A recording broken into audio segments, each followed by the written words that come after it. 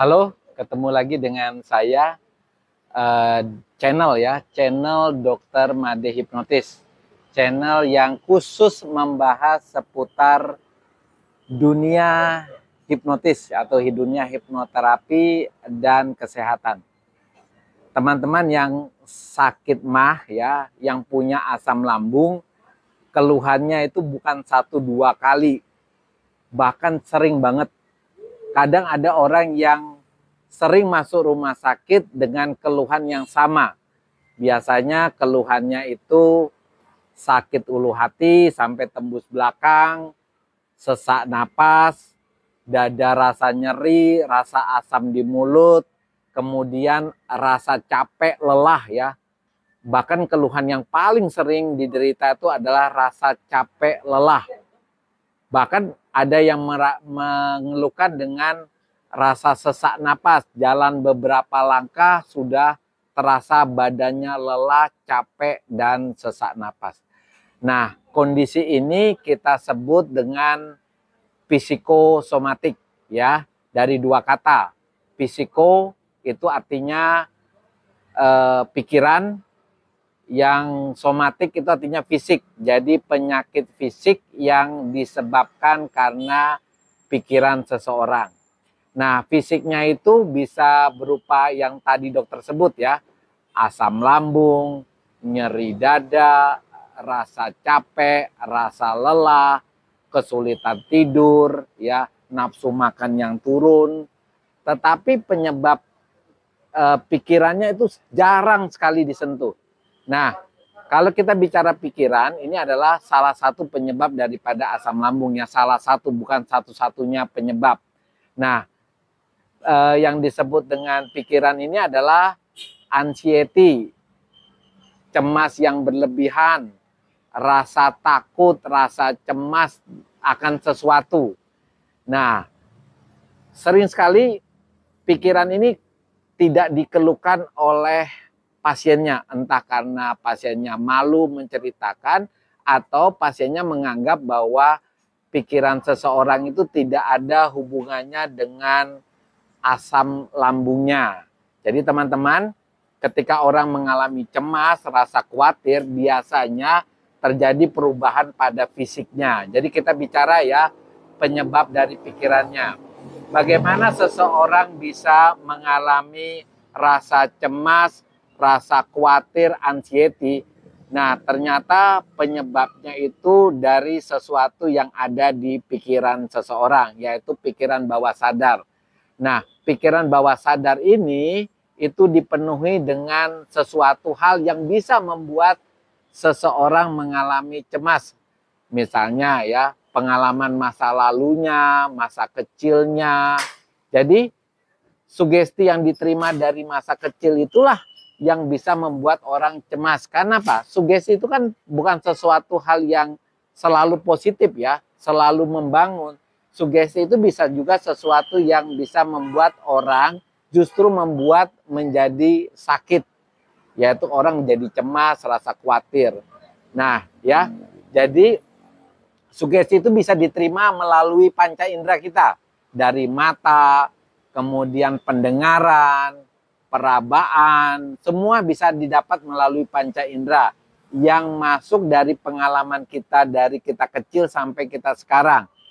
Contohnya ya, pengalaman-pengalaman kita di masa lalu, kita bisa menimbulkan rasa cemas. Misalnya adalah kita pengalaman mengalami yang namanya peristiwa turbulensi pada waktu naik pesawat, akibatnya apa? Kita takut naik pesawat. Pengalaman kecelakaan, jadi kita takut akan jalan raya, atau pengalaman misalnya kita dicopet ya di keramaian, akhirnya kita takut dengan hal-hal yang rame. Cerita-cerita dari orang tua kita waktu kita mungkin pengalaman dikasih dongeng dengan cerita, belum tentu kan dongeng itu adalah dongeng-dongeng yang bagus. Bisa saja dongeng yang justru membuat kita takut. Misalnya dongeng tentang hantu ya, dongeng tentang tuyul gitu. Itu membuat kita justru akan mengalami rasa takut karena sesuatu, misalnya takut gelap gitu ya. Kemudian film-film yang kita tonton selama ini. Nah, ingat ya, Walaupun dia dalam bentuk film kartun, kadang-kadang kartun itu juga bukan hal yang positif. Misalnya ya, dulu waktu saya kecil, saya sering sekali nonton film-film kartun yang berbau hantu, misalnya Scooby-Doo ya. Itu kan film-film kartun, tetapi selalu menceritakan rasa takut ketika berhadapan dengan gelap, malam hari, kemudian rumah tua, pohon, kuburan gitu ya. Oke, itu kan sebenarnya film-film kartun ya, walaupun kartun tetap dia tidak mendidik. Kemudian siaran-siaran radio ada juga yang bisa menimbulkan perasaan cemas kita. Kemudian buku-buku, ingat, bacaan-bacaan kita juga bisa membuat sesuatu yang negatif.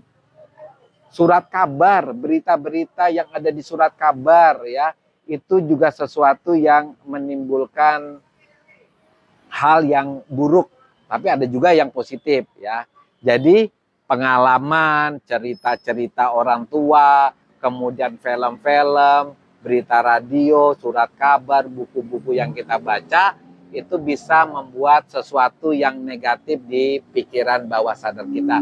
Akibatnya apa? Kita bisa mengalami yang namanya cemas, takut, rasa khawatir, anxiety. Lalu apa? Fisik kita akan mengalami perubahan ketika kondisi itu tercipta. Misalnya, ketika kita suatu hari kita kerja ya, kadang kita ini orangnya mengalami rasa takut karena hidup sendiri atau ya.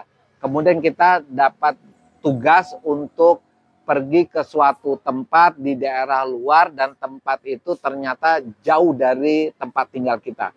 Muncul mulai rasa takut karena kita memang takut dengan pergi sendirian. Itu contoh ya. Jadi teman-teman, kalau kita mengalami kondisi penyakit fisik seperti misalnya sakit mah, pusing, rasa lelah yang terus-menerus, harus kita koreksi. Jangan-jangan kita ada kecemasan atau anxiety. Nah, ketika kita sadar bahwa kita mengalami rasa cemas, anxiety, berarti yang harus dikasih hilang apa? Yang harus dikasih hilang itu adalah anxiety-nya, cemasnya, rasa khawatirnya. Bagaimana kita bisa menghilangkan rasa cemas kita? Banyak cara ya. Pertama mungkin obat-obatan ya. Walaupun ada yang mengatakan obat-obatan kan tidak permanen. Oke. Jadi kalau kita bisa menghilangkan dengan melakukan afirmasi, kita bisa lakukan sendiri dok. Afirmasi itu bisa menyembuhkan kita dari kecemasan kita, rasa takut kita. Atau kita melakukan terapi, hipnoterapi ya. Kalau teman-teman yang bisa melakukan hipnotis sendiri, kita bisa melakukan self hipnosis. Kalau tidak, kita bisa minta bantuan orang yang ahli di bidang hipnoterapi. Oke teman-teman, demikian ya. Kenapa asam lambung kita susah untuk sembuh, itu ternyata salah satu penyebabnya adalah pikiran kita. Makanya fokusnya disembuhkan adalah pikiran kita. Oke teman-teman, tetap semangat.